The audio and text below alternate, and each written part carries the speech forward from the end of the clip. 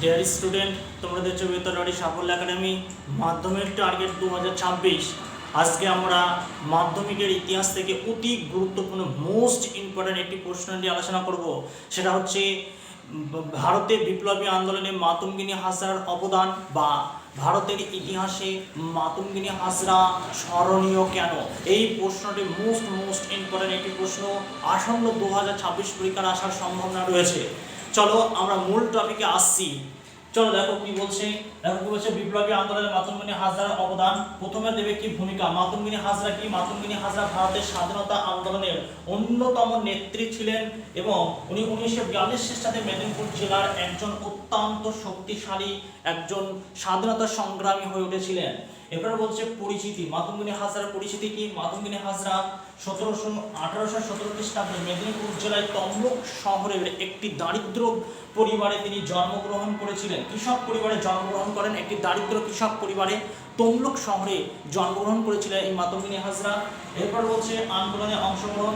মাতঙ্গিনী হাজরা 1905 খ্রিস্টাব্দে বঙ্গবন্ধু আন্দোলন এবং 1932 খ্রিস্টাব্দে আইন অমান্য আন্দোলনে সক্রিয় ভূমিকা পালন করেছিলেন এই মাতঙ্গিনী হাজরা। এই কারণে মাতঙ্গিনী হাজরা ভারতের ইতিহাসে স্মরণীয় হয়ে রয়েছেন। আরও রয়েছে, দেখো বলছে তমলুক থানার অভিযান। কি বলছে? 1942 খ্রিস্টাব্দে ভারত ছাড়া আন্দোলন শুরু হলো।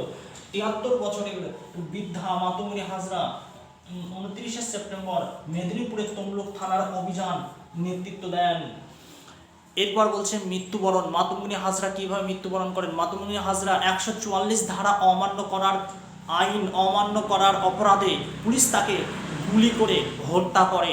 এটাই হচ্ছে মাতঙ্গিনী হাজরার অবদান। ইতিহাসে এই মাতঙ্গিনী হাজরার অবদানটা মোস্ট ইম্পর্টেন্ট একটি প্রশ্ন। তোমরা ভালো করে প্রশ্নটা তৈরি করে রাখবে। এইটা তোমরা সম্পূর্ণ খাতায় নোট করে নাও। কোশ্চেনটা খুবই ইম্পর্টেন্ট একটি প্রশ্ন, খুবই ইম্পর্টেন্ট প্রশ্নটা। চলো বোঝা গেছে। তাহলে মাতঙ্গিনী হাজরা কে ছিলেন? মাতঙ্গিনী হাজরা ছিলেন মেদিনীপুরের তমলুকের একটি নেতৃত্ব ছিলেন। উনি ভারতের স্বাধীনতা সংগ্রামী হয়ে উঠেছিলেন এবং তার জন্মগ্রহণ কোথায়? 1942 খ্রিস্টাব্দে তমলুক শহরে তিনি জন্মগ্রহণ করেন, এক কৃষক পরিবারে জন্মগ্রহণ করেন। তারপরে বলছেন উনি কি করেছিলেন? উনি আন্দোলনে অংশগ্রহণ করেছিলেন। 1905 সালে বঙ্গভঙ্গ যে আন্দোলন হয়েছিল সেই আন্দোলনের মধ্যে দিয়ে উনি কি করেছিলেন, যে এই আন্দোলনের মধ্যে দিয়ে 1932 খ্রিস্টাব্দে আইন অমান্য আন্দোলনের মধ্যে তিনি সক্রিয় ভূমিকা অংশগ্রহণ করেছিলেন। বোঝা গেছে? আজকে এই পর্যন্তই।